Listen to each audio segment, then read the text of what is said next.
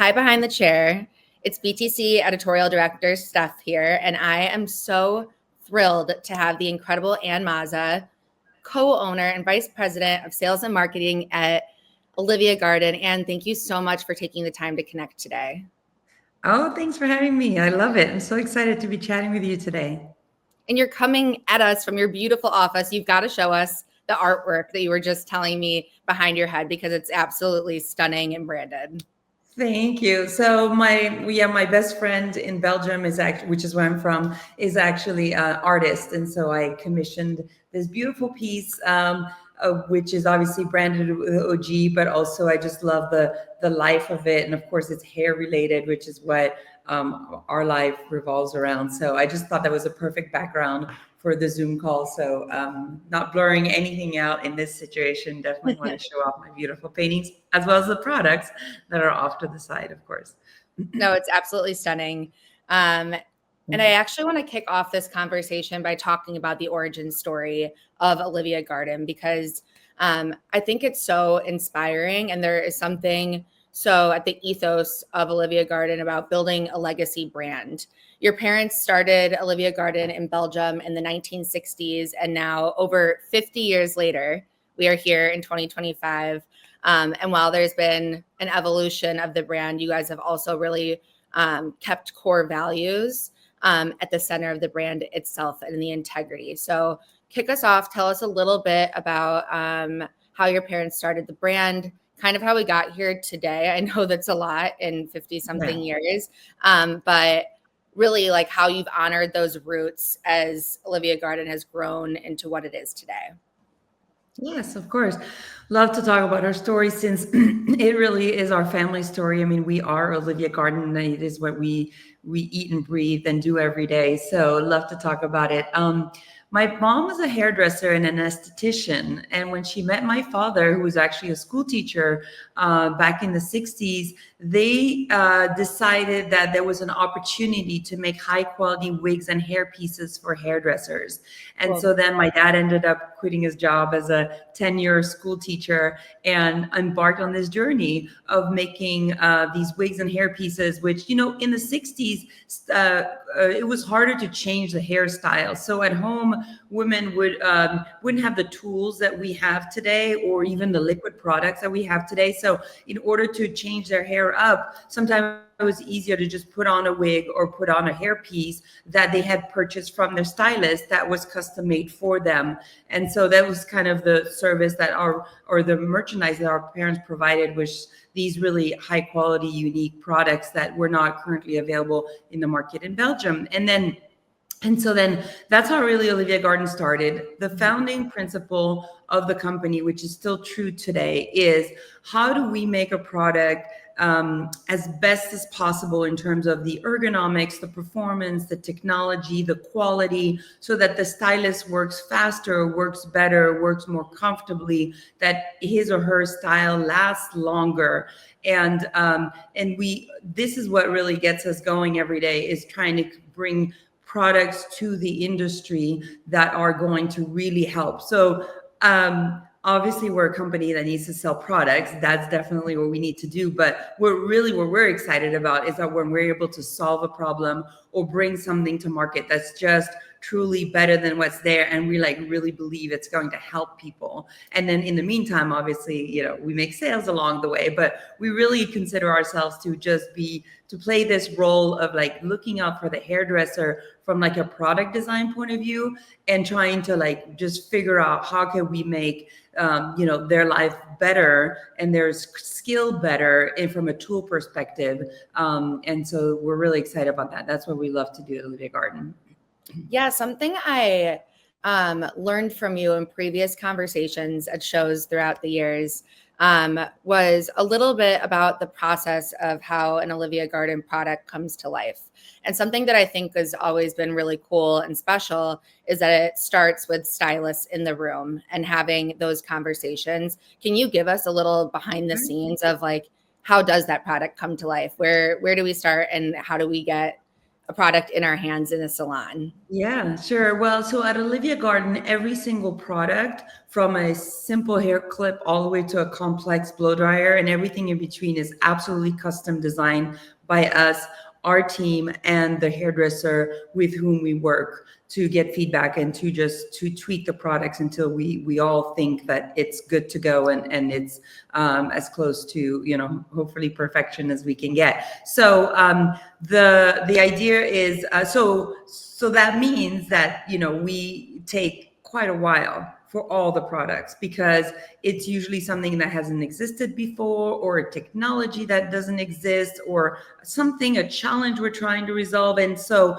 it's head scratching, right? And then sometimes it's a dream, and sometimes to figure it out, you just have to hit your head against the wall a few times, try different things, and then you've got that light bulb moment and say, what if we tried this? So the process takes anywhere from about 4 to 7 years, which is a long time, especially when you work on product designing. You're excited to get it out, and it just takes quite a bit of time. But it starts with stylists, as you're saying, getting the information from stylists, that having a conversation, a very frank, open conversation about what they're looking for, what they need, what their challenges are, what their wish list is.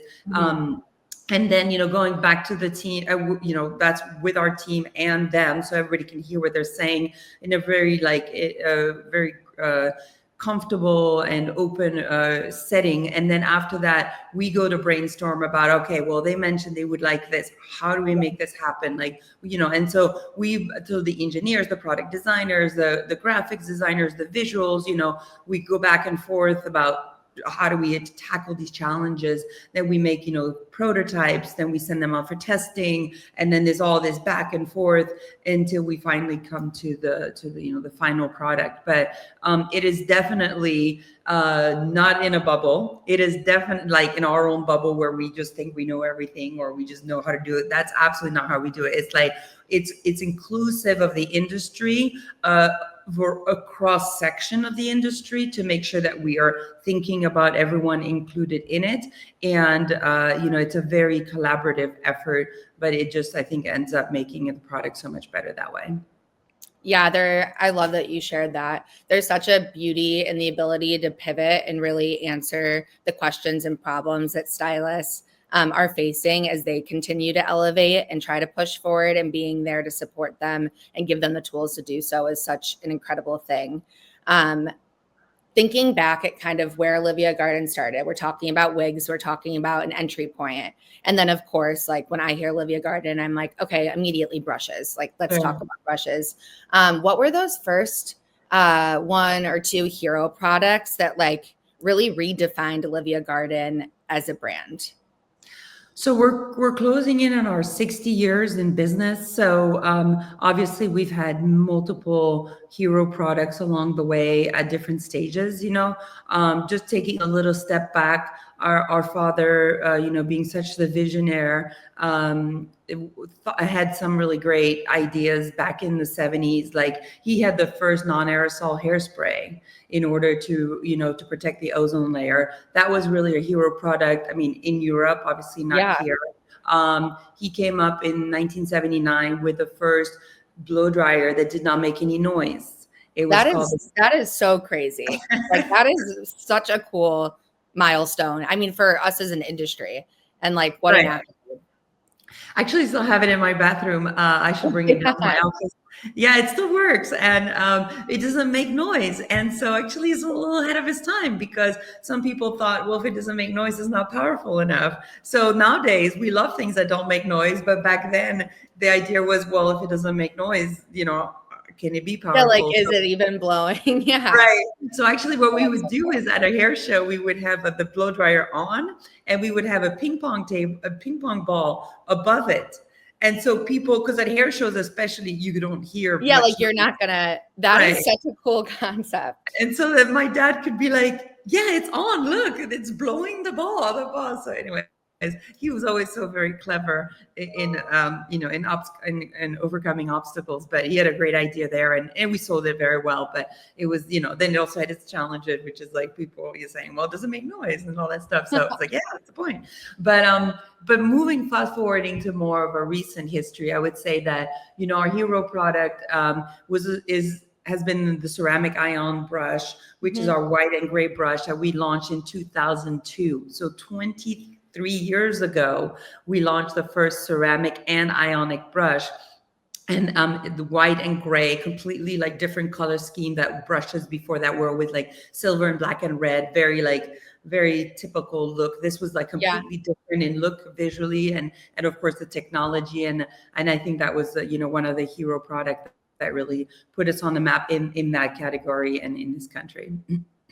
Yeah, it's cool to see how, trends and services kind of like recycle. And I'm sure with the resurgence of the last couple of years of that almost like 90s, early aughts, big blowout, just seeing like that was the same tool, then obviously probably some like changes and modifications, but like really just kind of the cycle of trends and services that clients are requesting and being there and able to have that tool to rely on.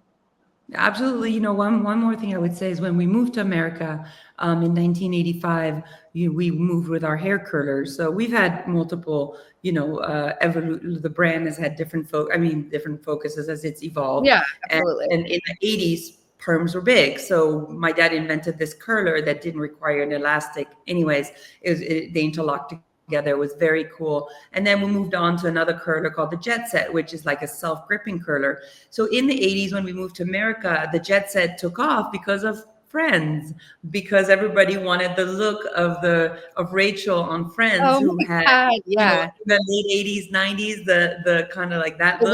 The Rachel. The Rachel. Yeah, and so Rachel.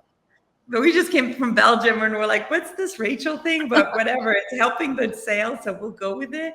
But what I mean is funny is because then the Jet Set sales were fine, but just kind of tapered off as more focus was put on brushes and things like that. And you mentioned big hair, big blowout. And now they're like, the sales are coming back up. And it's like, this is so great that I'm seeing it like, this is 1990s all over again. Full like literally I was there. So it was fun. Yeah.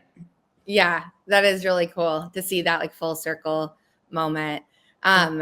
You mentioned coming over from Belgium, and obviously it's such a cool thing, and it's rare to see you and your brother continuing to take on the legacy of a brand like that. It's really cool to see a family run tried and true brand.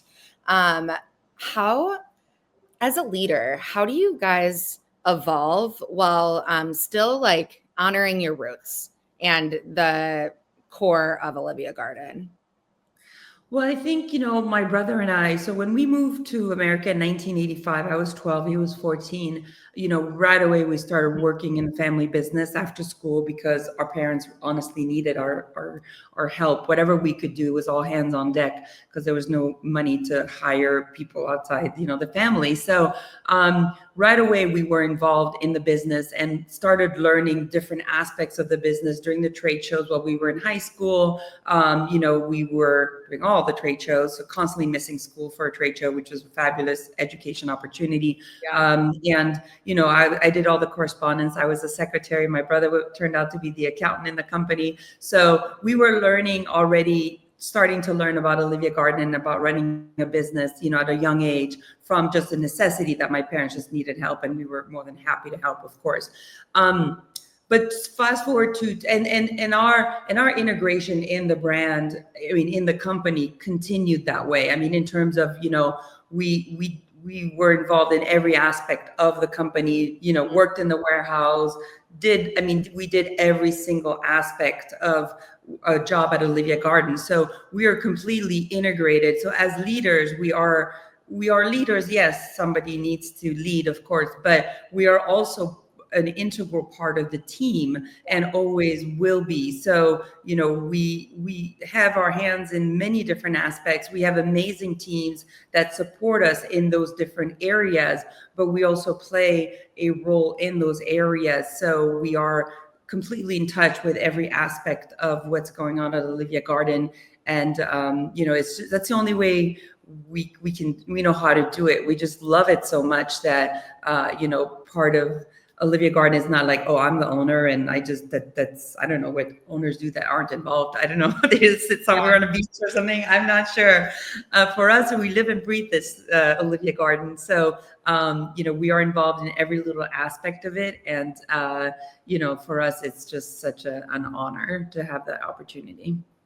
Yeah, I mean, that's so amazing to hear, and especially just have like really touching every single part of the company and having that understanding, and like what a beautiful, inspiring story to others out there. I'm so glad that we get to carry this message to our audience.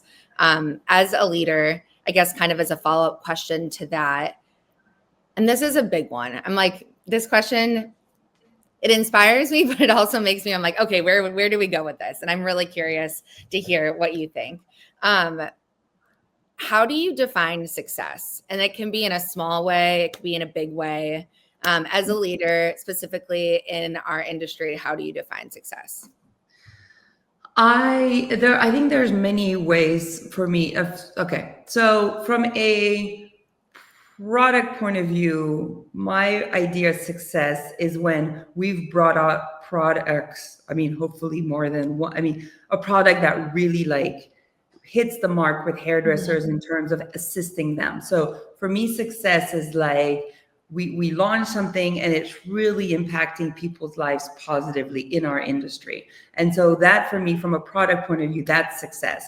What, obviously, hopefully the sales follow as a result of that. But just the fact that if we had a very specific objective of we're going to help stylists with XYZ, and that product does exactly that, and they're reacting positively to the product, that's success for me. That makes me so happy. And then hopefully sales, of course, will follow after that.